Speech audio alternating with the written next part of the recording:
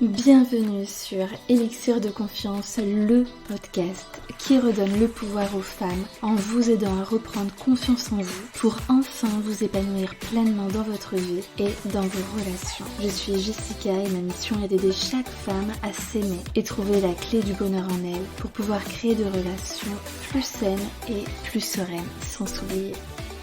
Pensez également à vous abonner et si l'épisode vous a plu, à mettre un 5 étoiles. Je vous souhaite une très belle écoute. Comment survivre à une rupture ?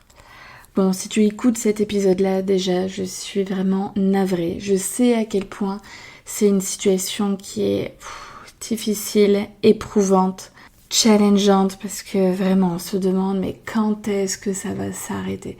Quand est-ce que je vais enfin me sentir mieux ? Quand est-ce que je vais arrêter de penser H24 à lui ? Quand est-ce que je vais arrêter de pleurer ? Je n'en peux plus.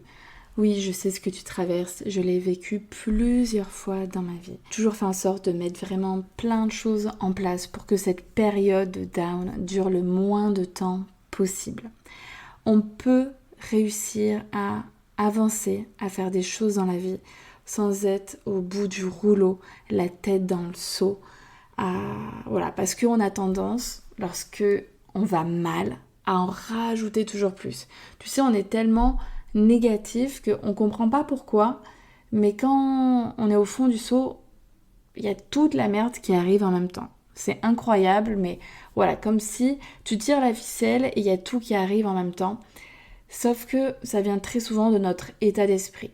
Parce que, généralement, dans la rupture, on va complètement s'abandonner. On devient un petit peu, c'est vrai, une loque. On a la misère du monde sur nos épaules parce que, oui, c'est vrai que une rupture, c'est incroyable à quel point ça fait mal. Parce que, en fait, dans une rupture, il n'y a pas que cette personne-là qui part. Avec lui part peut-être son entourage à lui, sa famille avec qui on avait peut-être de super bons liens, ses amis très souvent on va rarement les revoir, même s'il y avait une super bonne entente, mais souvent ils vont choisir leur camp et on ne les revoit plus vraiment.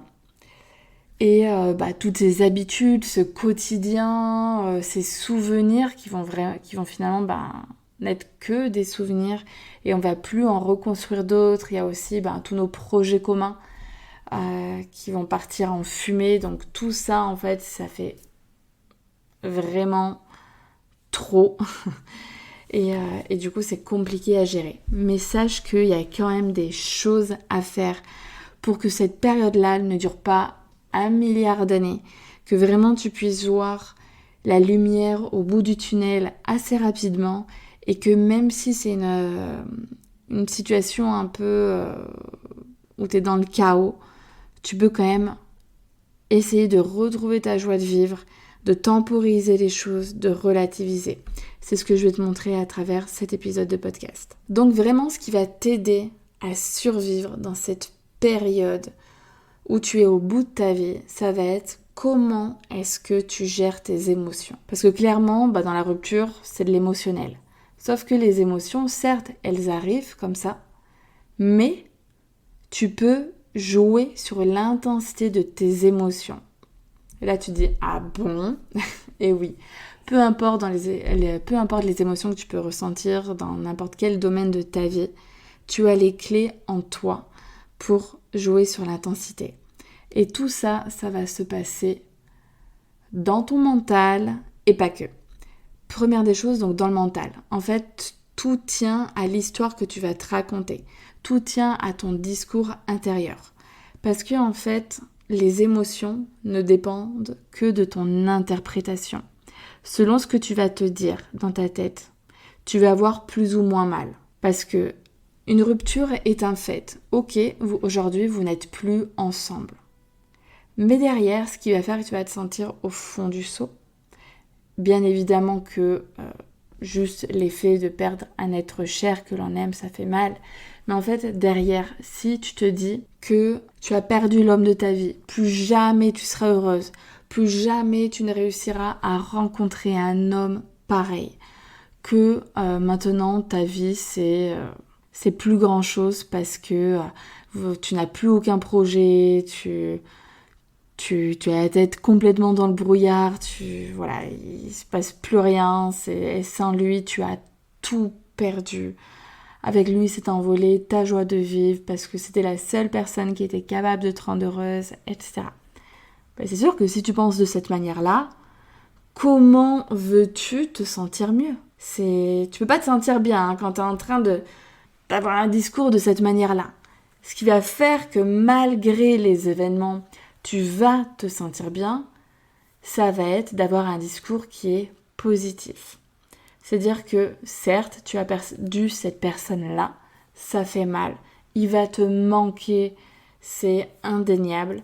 Par contre, tu es une belle personne. Tu vas rencontrer plus tard, même si je sais que là, quand tu m'écoutes, t'as juste pas du tout ta tête à la drague, à rencontrer une nouvelle personne.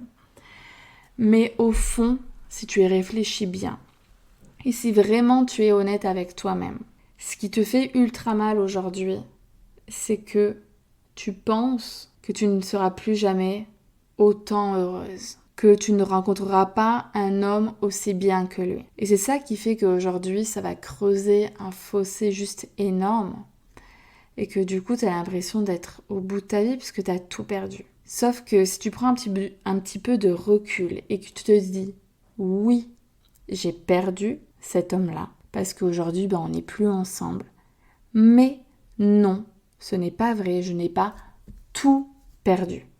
Moi, je suis encore là. Je suis en bonne santé, j'ai des projets, j'ai un job dans lequel je m'épanouis, j'ai une vie à côté, j'ai une famille, des amis, des gens que j'aime et je suis aimée. Je ne suis pas aimée que par cet homme. Non. J'ai peut-être des animaux, j'ai aussi ma famille, mes amis. Si, auquel cas, je n'ai pas la famille que j'aurais toujours rêvé ou il s'avère que je n'ai plus trop d'amis, c'est normal que du coup tu te sentes encore plus seule. Par contre, tu as la possibilité de faire bouger les choses. Évidemment que la famille, ça va être plus compliqué, on ne se crée pas une famille, nos parents sont nos parents, nos frères, nos sœurs sont tels qu'ils sont. Par contre, les amis, c'est quelque chose sur lesquels tu peux jouer. Si aujourd'hui tu n'as pas ce que tu veux, travaille pour avoir ce que tu aimerais avoir. Tu vois, moi aujourd'hui, j'habite une nouvelle ville depuis septembre. Je travaille de chez moi, je fais mon sport chez moi. Et mon chéri, lui, travaille à l'extérieur, mais il est à ce jour entouré de célibataires. Et pas de couple où du coup, je pourrais avoir des amis où on pourrait se voir tous ensemble, avec les enfants, etc. Qu'est-ce que j'ai décidé de faire ? Du coup, j'ai pris mon courage à deux mains, je suis allée sur Facebook et il y a des groupes dans les grandes villes pour rencontrer du monde. Oui. Du coup, j'ai mis un commentaire, qui c'est qui a envie d'aller boire un verre ? Et j'ai déjà rencontré 3 nouvelles personnes. Et je pense que je vais le faire encore un petit peu, pour créer vraiment mon environnement rien qu'à moi, ma bulle d'oxygène, où je vais pouvoir un petit peu m'aérer l'esprit, rencontrer de nouvelles personnes, et c'est hyper important. Donc, à un moment donné, les choses, elles ne viennent pas toutes seules. Il faut, parfois, quand c'est pas forcément naturel, se faire violence. Mais souvent, ce qui va faire très très mal dans la rupture, c'est cette solitude. Mais tu as en toi les clés pour faire bouger les choses. Tu te sens seule, inscris-toi dans de nouvelles activités, tu vois. Donc en fait c'est tout, je vais revenir un petit peu à ce qu'on disait là sur la gestion émotionnelle qui est vraiment le pilier pour te sentir mieux dans ta rupture, pour survivre, parce que je comprends que quand tu es en période de rupture, c'est la guerre, c'est le chaos. T'es au front et en fait t'as l'impression que t'as l'ennemi là qui t'envoie des bombes, qui t'attaque en permanence et toi tu te sens pas du tout armé. Donc là c'est ce que je t'explique. La première arme que tu possèdes et qui est en toi, c'est de travailler sur ton discours intérieur qui va donc te permettre de mieux gérer tes émotions là. J'ai d'ailleurs créé un super produit pour t'aider à gérer cette période de rupture. Alors, ça s'appelle la trousse de secours émotionnel pour venir vraiment t'accompagner dans cette période qui, je le sais, est difficile.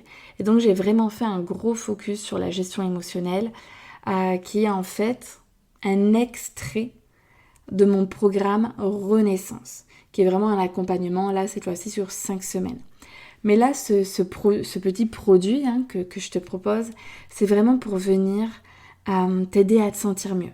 C'est-à-dire que à l'intérieur, il y a des audios pour te rebooster, pour te redonner la pêche, pour te redonner un coup de boost au moral, pour éviter que tu sois dans le down et que vraiment, voilà, tu l'actives et en 5-10 minutes, tu te sens mieux. Parce que je vais venir changer des choses dans ta manière, dans ta perspective en fait, d'aujourd'hui de vivre ta rupture amoureuse. Donc tu as des audios pour te sentir mieux, un audio pour t'empêcher de recontacter ton ex.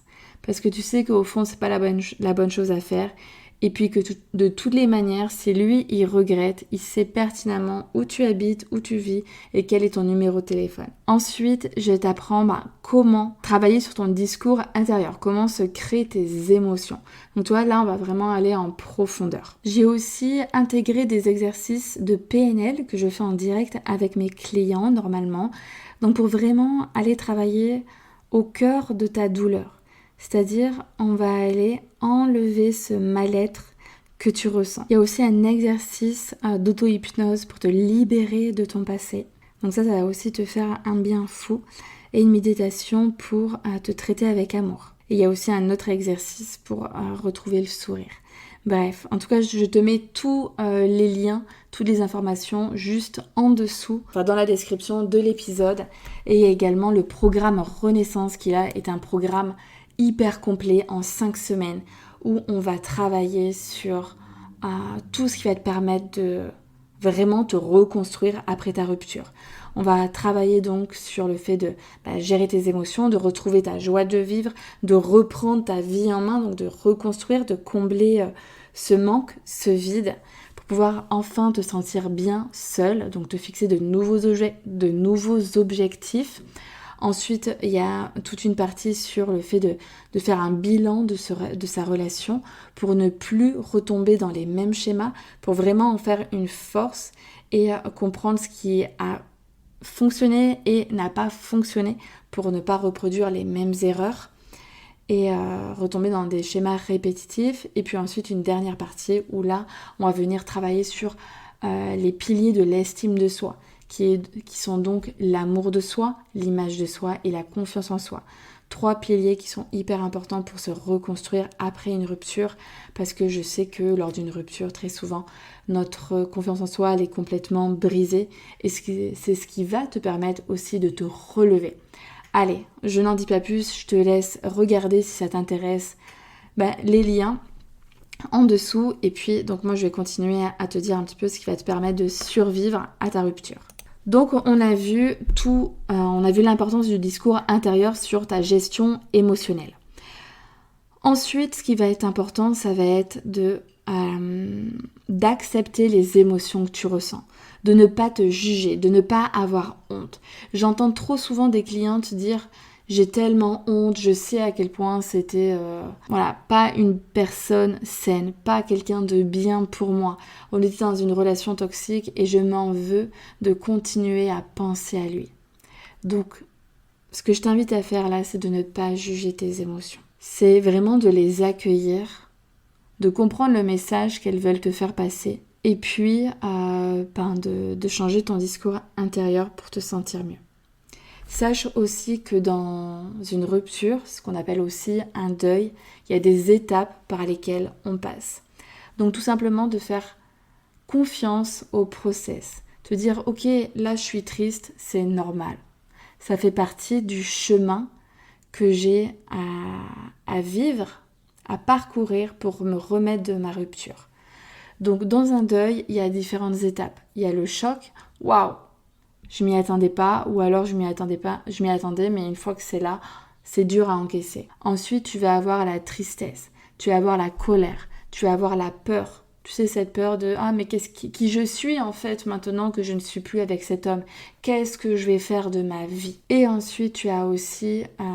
la négociation. C'est-à-dire que c'est fort probable que tu retournes vers ton ex. « Allez, s'il te plaît, ben écoute, je serai plus comme ci, comme ça. » Et tu vois, en fait, tu as, entre guillemets, ce qu'on appelle aussi du marchandage. Si je fais ça, allez, on se remet ensemble. Tu vois, essayer de négocier. Tout le monde ne traverse pas toutes ces étapes. Hein. Et puis après, tu as l'acceptation. Là, c'est une fois que tu as vraiment digéré les choses, que tu as compris et que tu admets que peut-être finalement c'est peut-être pas si mal et que en fait, une fois que tu acceptes les choses, c'est ce premier pas qui va te permettre maintenant d'aller vraiment de l'avant et de tourner la page. C'est le moment aussi où tu vas te prioriser. Tu vas commencer à vraiment penser à toi, à plus penser à toi que penser à lui, à faire des choses vraiment maintenant pour toi. Donc, quand tu arrives à l'acceptation, c'est vraiment là où ça commence, c'est le début d'une nouvelle vie. L'autre chose que je t'invite à faire, c'est de ne pas rajouter du mal au mal. Quand on est dans ce type de période down, on va se dévaloriser, se rabaisser, se remettre 1000 fois en question comme si c'était de notre faute. Que c'est nous qui avons conduit la relation à la séparation. Non. Sache que dans une relation, on est deux. Il y a lui, il y a moi.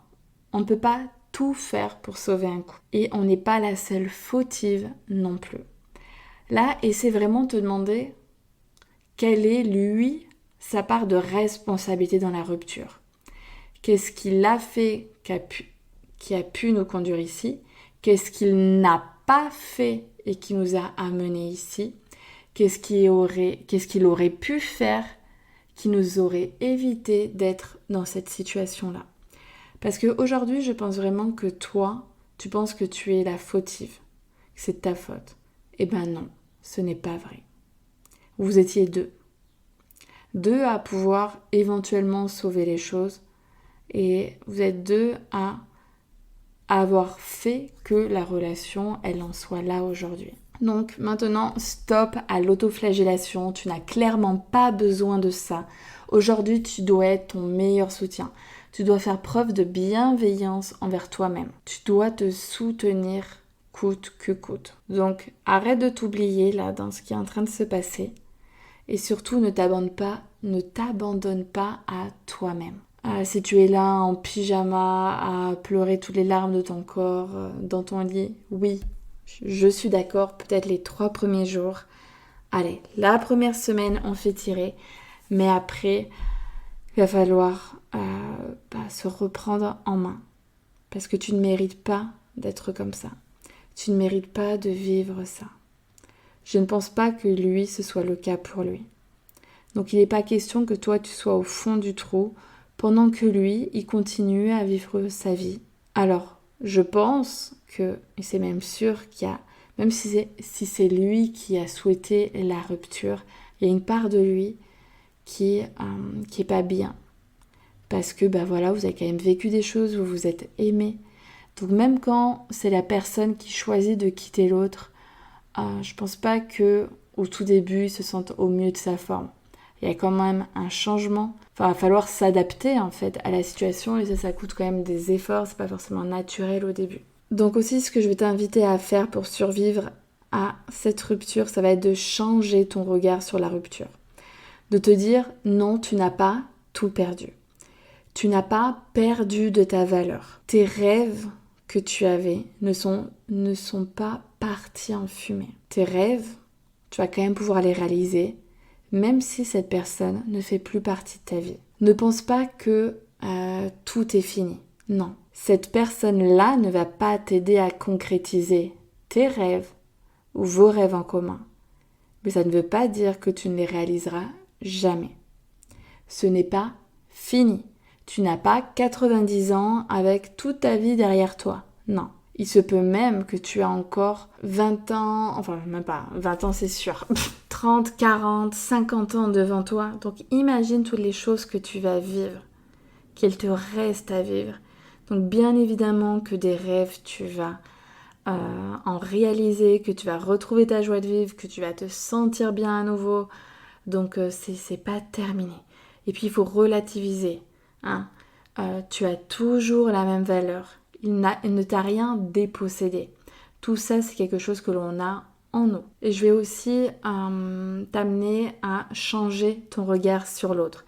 Aujourd'hui, tu l'idéalises. Une fois que la relation elle est finie, elle prend encore plus de valeur. C'est bien parce qu'on se dit, on n'a pas vécu les choses pour rien, on a vécu de belles choses, oui. Mais si tu idéalises trop cette relation, c'est ce qui va faire qu'aujourd'hui tu vas te sentir mal. Parce que tu vas te dire que plus jamais tu vas retrouver ça. Que ce mec il était trop bien. Bah non. Je suis certaine, parce que de toute façon tout être humain a des défauts, que lui il en avait. Donc aujourd'hui ce qui va te permettre de te sentir mieux, de jouer sur l'intensité de tes émotions, ça va être, pour le coup, d'aller essayer d'être un petit peu négative. C'est-à-dire, qu'est-ce qui lui manquait à cet homme pour vraiment te combler totalement? Qu'est-ce qui ne te plaisait pas? Qu'est-ce qui te gonflait ou t'en pouvais plus? Voilà. Qu'est-ce qui fait que, malgré tout, et tu le sais, tu ne te sentais pas bien par moment dans cette relation? Pourquoi? Qu'est-ce que tu aimerais que ton partenaire il ait que lui n'avait pas? Toi, toutes ces questions-là à te poser et tu vas voir que ça te permet de relativiser les choses. Non, c'était pas le prince charmant qui remplissait 100% de toutes les cases que tu souhaitais chez un homme. Non, ça te rendrait quand même dingue. Ah ça il faisait pas. Quand même, t'as quand même pleuré plus d'une fois pour cet homme. Enfin, tu vois, donc, allez, on souffle.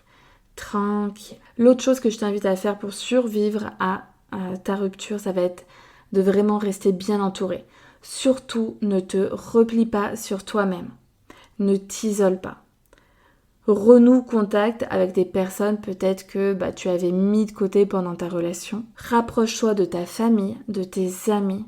Voilez un maximum. Parce que il n'y a pas que l'amour d'un point de vue amoureux qui compte. Toute ta famille t'aime, tes amis t'aiment.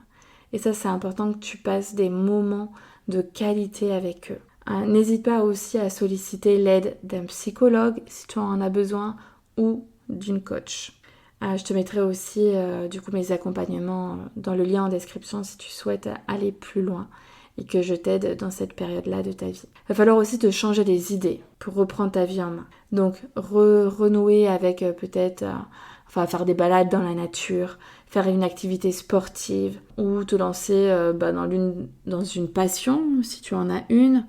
Où tu t'es toujours dit j'aimerais bien faire ça mais je trouve jamais le temps. Et voilà, là le temps tu l'as.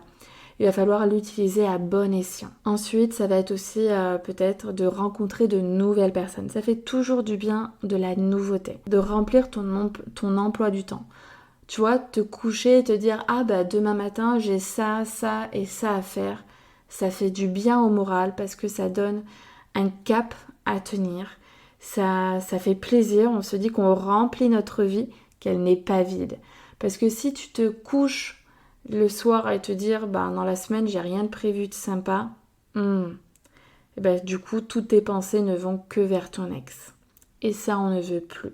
Si tu veux survivre et retrouver ta joie de vivre, c'est ce qu'il va falloir faire. Bon voilà, écoute, j'espère que ces quelques pistes t'ont plu, que tu vas pouvoir mettre des choses en place et vraiment travailler sur ton discours intérieur parce que c'est la clé pour survivre à cette rupture. La gestion émotionnelle. Et si tu as besoin d'un coup de pouce, vraiment à tout petit prix, là actuellement c'est à 27 €, la trousse de secours émotionnel qui va venir te faire un bien fou parce que j'ai vraiment mis des exercices, trois exercices ultra pointus entre une méditation sur l'amour de soi et puis après sur la gestion émotionnelle et le lâcher prise qui vont te faire un bien fou. Et puis après, il y a vraiment des audios pour venir te rebooster, pour venir t'envelopper, te donner vraiment du baume au cœur. Et ça, ce sont vraiment des audios de très très courts à activer, c'est pas quelque chose qui va te prendre du temps. Non, là ce qu'on veut c'est un résultat, c'est vraiment un apaisement immédiat. Donc clairement ça va vraiment vraiment t'aider. Allez, je te laisse regarder tout ça. Si l'épisode t'a plu, encore une fois, n'hésite pas à partager autour de toi. Et puis à mettre un 5 étoiles. Et si tu as Apple Podcast, à me laisser un commentaire. Ça m'aide à me rendre visible. Je t'embrasse très fort et encore bon courage. Et sache que tu as tout en toi pour te sentir bien. Cette force, tu l'as. Et rappelle-toi que tu es une femme exceptionnelle.